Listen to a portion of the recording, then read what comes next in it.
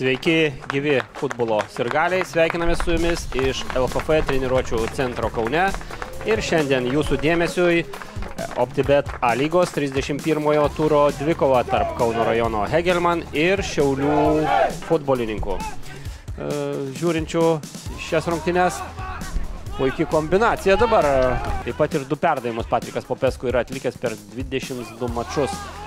Po labai ilgo laiko Šiaulių klubas užkoptų ant prizininkų visai greta virpsto.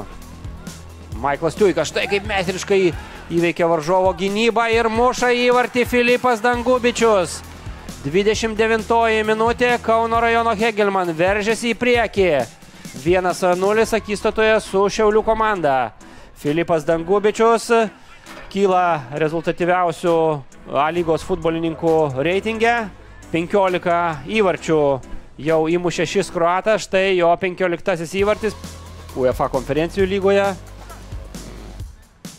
Kauniečiai pradėjo kopti tiek turnyro lentelės laiptais, tiek ir 3 įvarčiais atsakė ir išplėšė pergalę tame mače.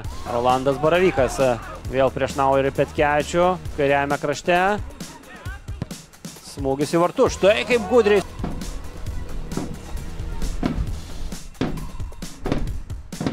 Ir krenta išlyginamasis įvartis po Danielio Romanovskio perdavimo. Pasižymi Aleksejus Šebetūnas. Štai taip prasidėjo antrasis kėlinys Kaune. Rodo kombinaciją savo komandos draugams ir štai atliks baudos smūgį iš maždaug 25 metrų ir tiesiai vartininkas smūgiuoja Patrikas Popescu, bet jo smūgiuotą kamuolį į vartus siunčia Filipas Dangubičius. Sveikina komandos draugai kroatą su įvarčiu. Ar jis bus įskaitytas? Taip, ko gero nuošalės nėra ir fiksuojamas įvartis. Steve'as Kingas pasižymi pirmuoju, ko gero, savo įvarčiu OptiBet A lygoje. Štai koks pavojingas dabar šiauliečių išpuolis, suklydo kauniečiai gindamiesi. Eligijus Jankauskas, antrasis jo bandymas. Patrikas Popescu. Maiklas Tiuikas.